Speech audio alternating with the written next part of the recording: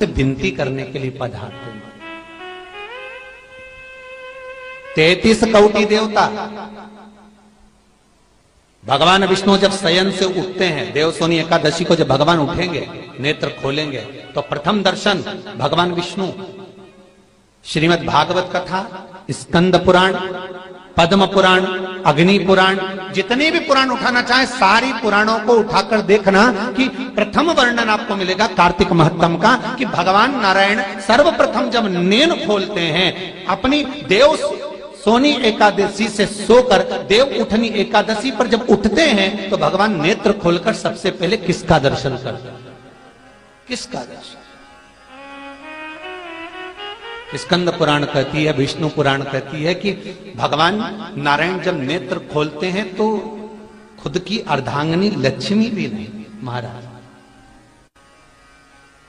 ब्रह्मा आदिक देवता सब खड़े, पर भगवान नेत्र नहीं खोलते। कब तक? जब भगवान शंकर अपने ही मुख से भगवान श्री हरि का गुणगान नहीं गाते, डमरू का नाद नहीं। आंवला नवमी का आप लोग साधना करते होंगे। जब कार्तिक के महीने में आंवला नवमी का व्रत आता है तो जो उपास नहीं भी रखते हो, जो पूजन नहीं भी करते हो, उनसे मेरा निवेदन है कि स्कंद पुराण में कार्तिकेय के पावन चरित्र में स्कंद पुराण में स्पष्ट किया गया, और कल्याण का कार्तिक खंड पढ़िएगा, कभी योग लगे तो गीता प्रेस गोरखपुर का कार्तिक खंड पढ़िए। आप पढ़ेंगे तो उसमें मिलेगा आपको कि आंवला नवमी के दिन आंवले के पेड़ के नीचे घी का दिया लगाकर मध्याह्न से पहले, दोपहर के 12 बजे से पहले आंवले के पेड़ के नीचे आंवला नवमी के दिन कार्तिक के महीने में स्कंद पुराण कहती है जो घी का दिया लगाकर पूजन कर कर अपना पल्लू पसार कर आंवले के वृक्ष की डाली में से उस पे लगी हुई थोड़ी सी छाल को अपनी अंगूठे और चीटी उंगली से अपने पल्लू में गिराकर ले जाकर लाल कपड़े में हल्दी के साथ अपनी तिजोरी में, अलमारी में रख लेता है। उसके घर में कभी बरकत की कमी नहीं होती, उसके घर में कभी संपदा की कमी नहीं होती, उसके घर में धन, वैभव, सत्ता बढ़ती है, बढ़ती है। आंवला नवमी की कथा में एक प्रसंग आता है। आंवला नवमी का पूजन आपको करना आता है, व्रत करने वाली माताएं व्रत करती है, आंवले के पेड़ के नीचे जाकर पूजन करना, भोजन करना, आंवले का वृक्ष की छाया में बैठना, उस दिन किसी को अपशब्द ना कहना, आंवले की पूजन कर कर अपनी झोली को पसार कर चीटी उंगली और अंगूठे से आंवले की छाल को थोड़ा सा पल्लू में गिरा लेना, उस छाल को ले जाकर अपनी बरकत में, अपनी अलमारी में, अपनी तिजोरी में रख देना। यह आंवला नवमी की पूजन का विधान है, संपदा के। एक बहुत अच्छा समय रात्रि के 9:15 का एक समय होता है। जिस व्यक्ति का रोग, बीमारी समाप्त नहीं हो रही हो, हॉस्पिटल में पड़ा हुआ है, कोई बहुत भारी बीमारी में ग्रसित है, छूट ही नहीं पा रहा, तो रात्रि को 9:15 पर किसी भी दिन शंकर भगवान के शिवलिंग का, जो तुम्हारे घर में शंकर जी विराजमान हो उसका, या शंकर जी के मंदिर में जाकर शंकर जी का थोड़ा सा जल, उसमें थोड़ा सा आंवला पड़ा हुआ, मतलब आंवले के पानी से शंकर का अभिषेक पूजन कर लीजिए। उसका नाम लेकर कर लो जो रोग से ग्रसित हो। 1 दिन, 2 दिन, 3 दिन करोगे, वह हॉस्पिटल से छुट्टी करके आ जाएगा, उसका रोग समाप्त हो। आंवले के वृक्ष के नीचे, स्कंद पुराण में भी है, कार्तिक महीने में आंवला नवमी पर आंवले के वृक्ष के नीचे भोजन करने से संपदा बढ़ती है। इसलिए आंवला नवमी पर लोग आंवले के पेड़ की पूजन करने जाते हैं तो वहां गोट भी करते हैं। बोलो सही है कि गलत है? वहां लोग टिफिन लेके जाते थे, पहले भोजन करते थे आंवला नवमी पर, आंवले के वृक्ष के नीचे भोजन करने पर संपदा बढ़ती। आंवला नवमी का दिन कार्तिक में पड़ती आंवला, ठीक है। जगत गुरु शंकराचार्य जी कह रहे हैं मां तो कृपा कर दे। मां कहती है इसने कभी दान नहीं करा, पुण्य नहीं करा, सत्कर्म नहीं करा, तुम्हें कैसे दान दूं? दान का फल दान।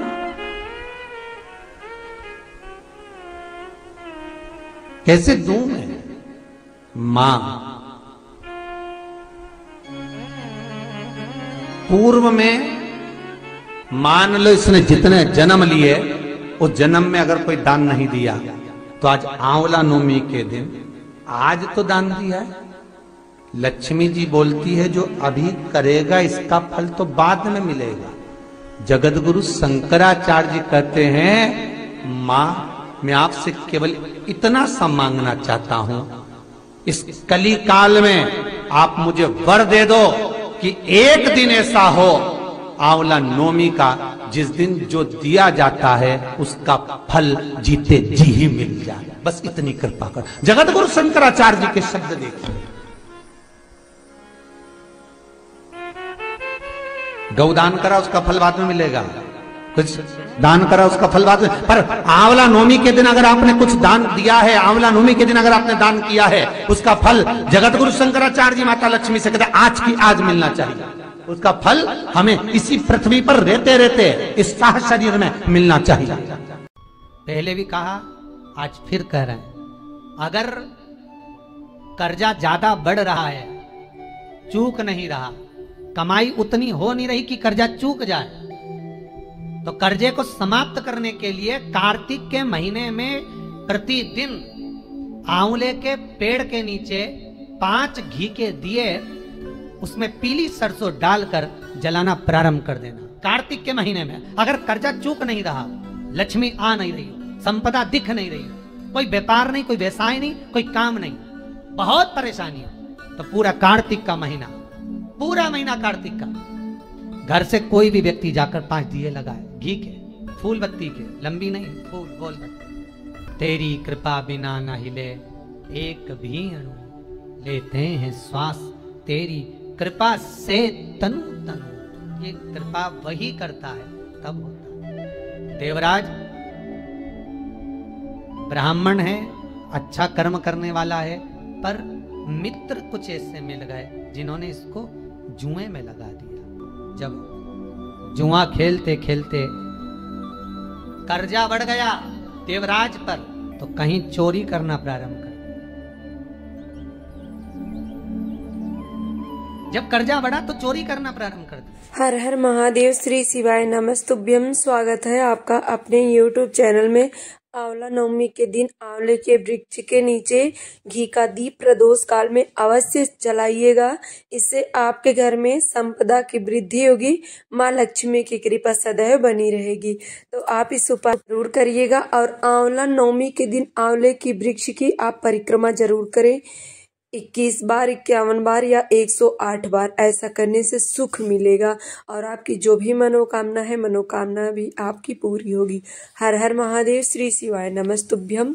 वीडियो अच्छी लगे तो लाइक जरूर। सभी प्रभु प्रेमियों को मेरा प्यार भरा राधे राधे। ये वीडियो हम देव उठनी एकादशी व्रत के लिए बना रहे हैं। 4 महीने तक भगवान विष्णु सैन में चले गए और शंकर भगवान ने सृष्टि को संभाला। ये एकादशी बहुत बड़ी एकादशी है, इसका महात्म बहुत बड़ा महात्म है और इस दिन बहुत मन से अगर आप एक उपाय करें तो ये एकादशी आपके जीवन में आनंद ला सकती है, अशांति को मिटा सकती है, प्रसन्नता को ला सकती है। लेकिन ये तभी संभव है जब आप इस व्रत को पूर्णतः करें। धर्मराज ने कहा भगवान श्री कृष्ण से, हे महाराज, कार्तिक मास की कृष्ण पक्ष की एकादशी के विषय में मैंने आपसे सुना, अब मैं कार्तिक मास की शुक्ल पक्ष की एकादशी के विषय में सुनना चाहता हूं। इसका महत्व क्या है, इसका नाम क्या है, इसका फल क्या है। तब भगवान श्री कृष्ण कहते हैं, हे धर्मराज, इस एकादशी का बहुत पुनीत पवित्र नाम है और इसके विधान से, इसके पूजा विधान से, इस व्रत के विधान से मनुष्य बहुत कुछ प्राप्त कर लेता है।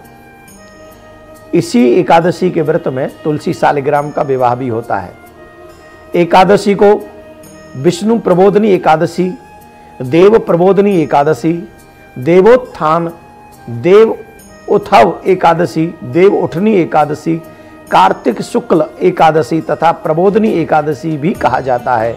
यह बड़े बड़े पापों का नाश करने वाली है। इसका महात्म मैं तुमसे कहता हूं। इससे संबंधित जो एक कथा है वो मैं तुम्हें सुनाता हूं, ध्यान से सुनो। पूर्व काल में एक राजा था और राजा बड़ा धार्मिक था।